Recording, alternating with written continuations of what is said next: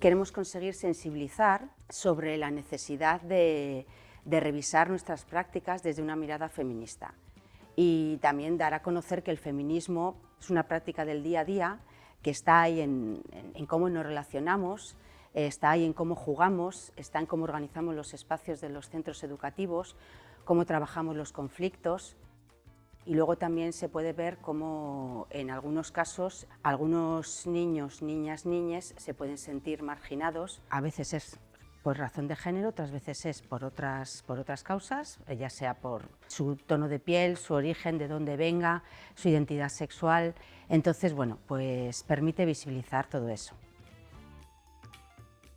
Tenemos bastante claro que la igualdad hay que trabajarla lo antes posible, ¿verdad? Antes de que se consoliden estereotipos, clichés, etcétera, ¿no? y esos roles de género que se imponen y que se construyen, y dándole vueltas en el área y también compartiendo esa inquietud con el área de educación del Ayuntamiento de Basauri, nos dimos cuenta que quizá podíamos trabajar juntas ambas áreas y poder hacerlo a través de la transformación de los patios escolares.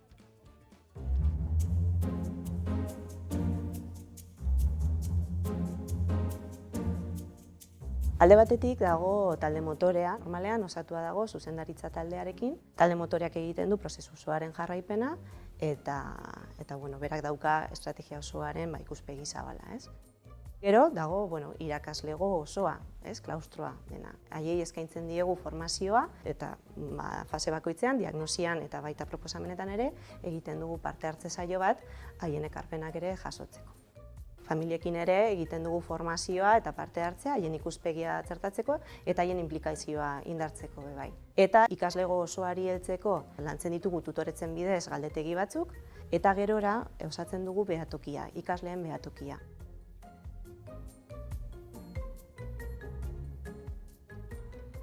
Patio aldatzeko beharra eta orain dagoen bezala agertzeko proposamena sortu zen gurasoengandik. Ikusten genuenaren arabera, guk lortu nahi genuen umerik baztertuta egotea, jolasak edo materialak sartzea, espazio desberdinak orekatu batean erabili ahal izatea. Beti eduki dugu irudia patio grisa izan dela, egune berdeak faltan bota ditugu, natura gitxi egon da gure patioan, eta orduan nahi genuen hori aldatu. Patioen prozesua, 2 urteko prozesua da, lehenengo urtean egiten dugu diagnosia eta bigarren urtean proposamenen fasea. Diagnosiaren fasean, saiatzen gara, gaur egungo egoera aztertzen, ikusten ze behar dagoen, zeintzuk diren dauden gatazkak, eta identifikatzen ditugu aukerak. Proposamenen fasean, behin diagnostikoa daukagunean, ikusi ditugunean gatazkak zeintzuk diren, orduan hasten gara amesten. Eta hasten gara ikusten, ze erabaki eta hartu dezakegun, edo batez ere ze konpromisu hartu ditzaketen eraldaketa hori lortzeko, ez? El resultado que se pretende conseguir con este proceso es sobre todo visibilizar las prácticas, las relaciones que se dan en los patios escolares. Es verdad que es importante la modificación del espacio para esto, pero en nuestro proceso participativo ponemos más el foco en todo lo que hay por debajo, ¿no?, para poder transformar el patio. Daude adibidez kudeaketa mailan egin diren aldaketek eduki duten inpaktua, esaterako jarrera bortitzak gutxitu direla, bronkak txikitu direla eta gainera umeek parte hartzeko aukera gehiago dituztela. Beste lorpen bat izan da, obrak aurrera atera ahal izatea, eraldaketa horretan bilatu izan duguna izan da espazioa leku anitzekin aberastea, aukera gehiago emotea, neutraltasuna eta ikusgarritasuna izan duten joku edo espazio maskulinizatu horiei leku hori kentzea edo bigarren maila batera pasatzea, ez desagerraraztea, baina bai orekatzea gainerako lekuen ikusgarritasunarekin eta espazio azalerarekin ere bai, ez?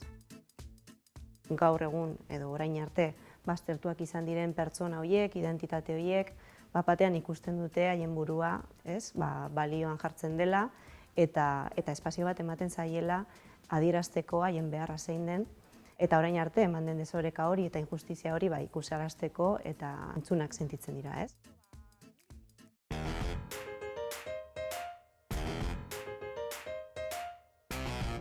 Este es un proyecto que tiene que apuntalarse, es el mejor camino que podemos transitar para efectivamente llegar a los más chiquis, a los más pequeños, a las más pequeñas, en lo que tiene que ver con la educación en valores. Creemos desde el área de educación que realmente es desde la niñez cuando los niños y las niñas deben de empezar a criarse y a educarse en igualdad. Y qué mejor forma en esa edad que hacerlo con el juego. Por lo tanto, patios abiertos, patios con diferentes espacios donde puedan desarrollar su imaginación y donde puedan jugar en clave de igualdad y sin roles de género marcados es, creemos, fundamental. La transformación feminista de los patios son procesos a largo plazo. Hay que tener paciencia, desde luego por nuestra parte, siempre realizando un seguimiento y obteniendo aprendizajes pues, de lo que va pasando, ¿no? Para mejorar, para flexibilizar también los procesos, para que no se olviden ciertas cosas que han ocurrido, ¿no? Entonces, ese es un poco el futuro.